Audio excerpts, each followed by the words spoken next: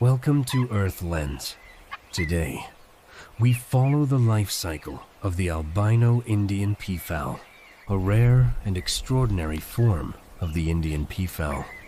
Unlike ordinary white peafowl, this bird is defined by true albino features: pure white plumage, pale skin, and striking red or pinkish red eyes. Even with this unusual appearance, its life still follows the same ancient rhythm of survival, courtship, nesting, growth, and independence. In the dry woodland edges and grassy clearings it calls home, the breeding season begins with display.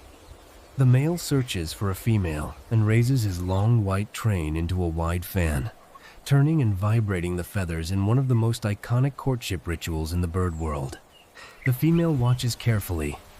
Every movement matters, and every choice will shape the next generation. Once mating is complete, the focus shifts away from display and toward survival. The female begins searching for a hidden place on the ground, away from open danger, where new life can begin. She does not build a nest in a tree. Instead, she forms a shallow nest depression among dry leaves, grass, and low cover. There, in concealment and stillness, she lays 2 eggs and begins the quiet work of incubation. Day after day, she remains low over them, turning them carefully, shielding them from rain, and guarding them from danger. As the days pass, the eggs begin to change. A faint crack appears in the first shell, then widens. Soon, the first chick begins to emerge. Wet, fragile, and barely able to move, it lies close to the mother's body while the second egg begins to hatch beside it. Before long, 2 albino peachicks are present in the nest, small, vulnerable, and entirely dependent on their mother for warmth and protection. In the first days after hatching, the mother keeps both chicks close beneath her body. She begins to guide them toward food with gentle movements, pecking softly at the ground and encouraging them to respond. Their world is still small. Dry leaves, low brush, filtered light, and the shelter of the nest itself. But that world soon begins to expand. The chicks leave the nest for the first time, following their mother through grass, leaf litter, and low scrub. At first, they wobble after her on weak legs, staying close beneath her body and learning where to peck, where to move, and when to stop. She leads them carefully, checks on them often, and teaches them through repetition rather than force. Slowly, they begin to forage more confidently, pecking at the ground and responding more quickly to the tiny signs of food and danger around them. But life on the ground is never safe. Exposure, weather, and predators are always part of the story. A brief storm forces the family into denser cover. A passing shadow from above freezes all movement in an instant. And then, as so often happens in nature, danger arrives too quickly to avoid. One of the 2 chicks is taken by a predator. The mother escapes with a surviving chick, and from that moment on, the story changes. Now there is only 1 chick left. The surviving albino chick stays pressed close to its mother in the hours after the attack, hidden in grass and shadow. But life does not stop. Gradually, the pair begins moving again. The mother resumes guiding the chick to food, and the chick responds with growing speed and confidence. As days pass, it becomes taller on its legs.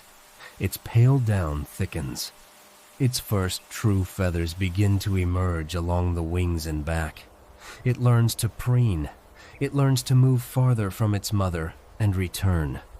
It learns to cross open patches more quickly and to use its body with more control. Soon, balance becomes part of survival.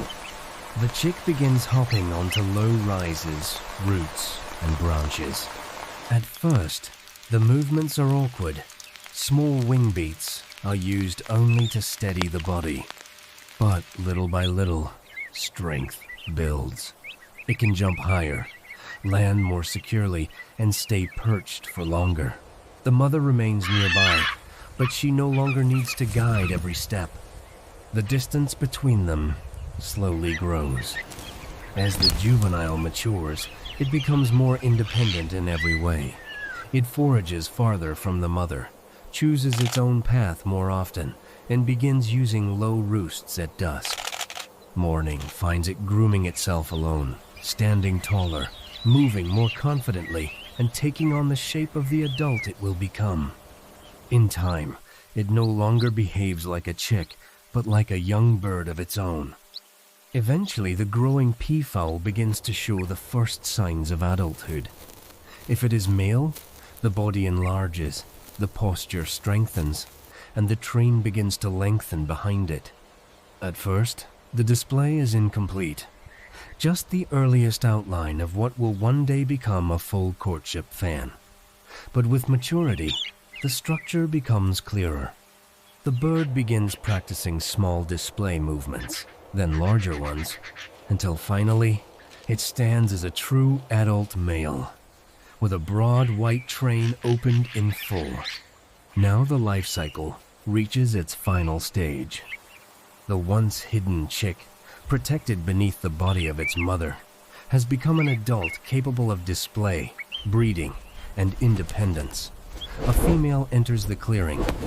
The male turns toward her, lifts his train, and begins the ritual again. Courtship returns, mating follows, and the cycle that began in concealment and vulnerability closes in maturity and renewal. At last, the adult albino peafowl walks alone through the woodland edge, fully independent, fully formed, and part of the same natural world that shaped every stage of its life. What began as fragility has become presence.